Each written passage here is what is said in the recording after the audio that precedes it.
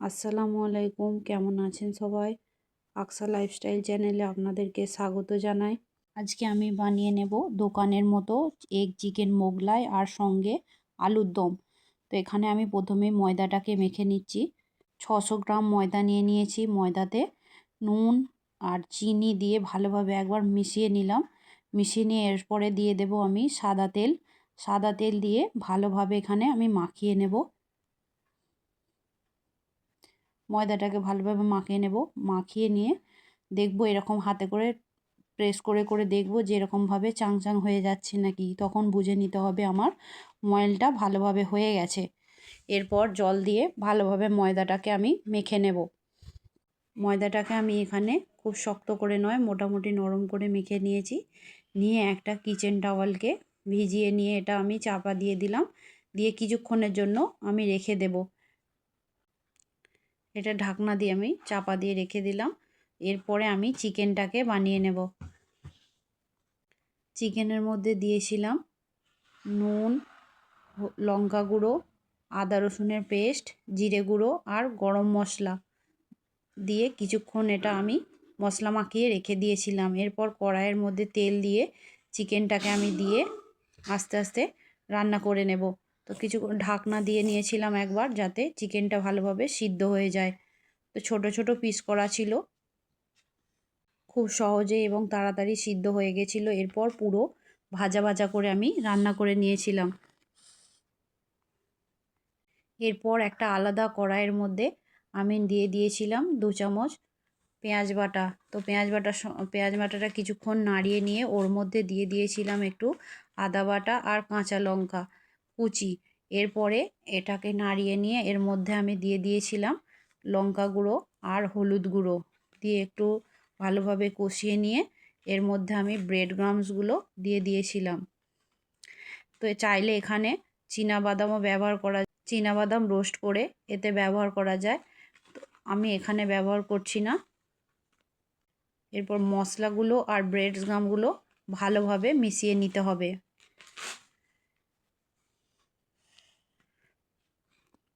এরকমভাবে ব্রেড ক্রাম্বসটা বানিয়ে নিলে একটা খুব সুন্দর এ থেকে ফ্লেভার আসে। এবার আমি বানিয়ে নেব আলুর দমটা। আলুর দম বানানোর জন্য আমি এখানে পেঁয়াজের পেস্ট ব্যবহার করেছি।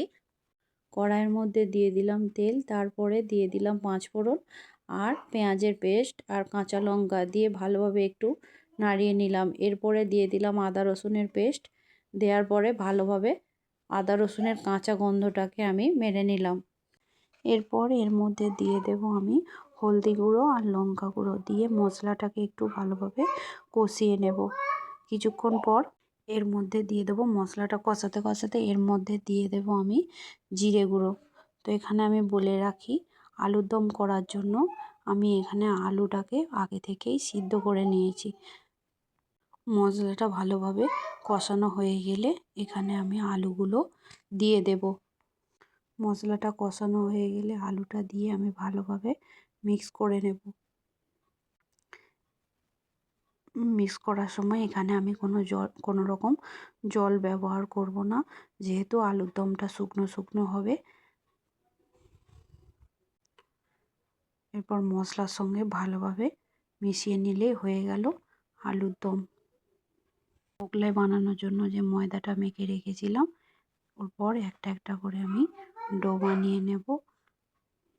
ডোগুলো বানিয়ে নিয়ে আমি রেখে দিয়ে মোগলাইয়ের যে মশলাটা, মোগলাইয়ের ভিতরের যে মশলাটা লাগবে সেই মশলাটাকে আমি বানিয়ে নেব।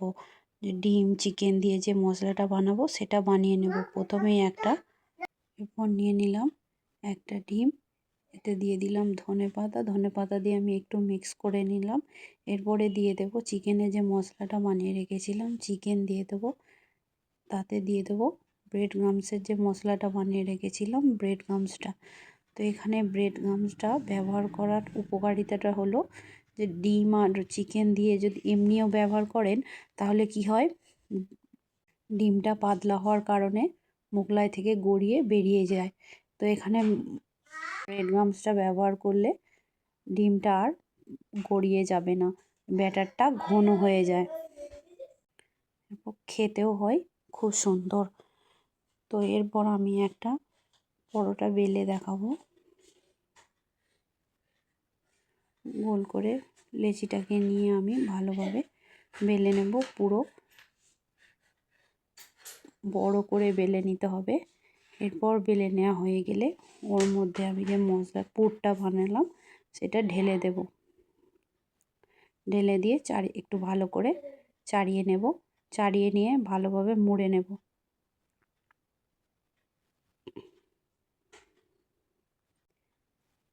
তো এখানে ভালোভাবে দেখে নেবেন আমি কীরকমভাবে মশলাটা দিচ্ছি আর কীরকমভাবে মুড়ছি।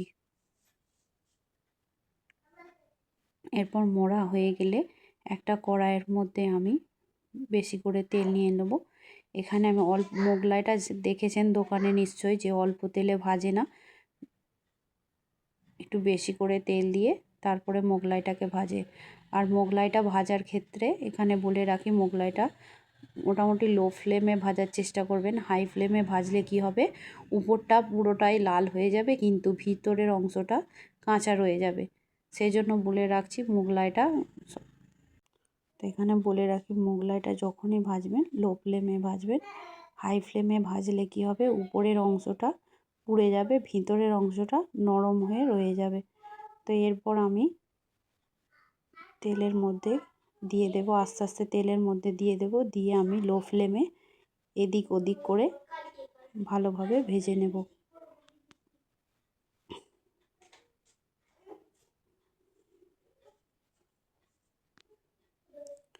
ভালোভাবে ভাজা হয়ে গেলে আমি এটাকে তুলে নেব।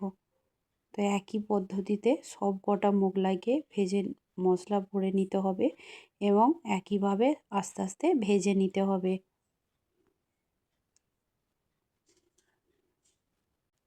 এখানে আমি আবারও বলে রাখছি হাই ফ্লেমে ভাজবেন না, মোটামুটি লো ফ্লেমে ভাজার চেষ্টা করবেন। এরপর হয়ে গেলে আমি তুলে নিয়েছি। হয়ে গেল আমার মোগলাই রেডি। এরপর হয়ে গেল আমার মোগলাই পুরো সার্ভ করে নিলাম। তো এখানে দেখতেই পাচ্ছেন আমি ভিতরটা খুলে খুলে দেখাচ্ছি কতটা সুন্দর হয়েছে। দেখতে যেমন সুন্দর লাগছে, খেতেও হয়েছিল অপূর্ব স্বাদে। তো ভালো লাগলে সাবস্ক্রাইব করতে ভুলবেন না।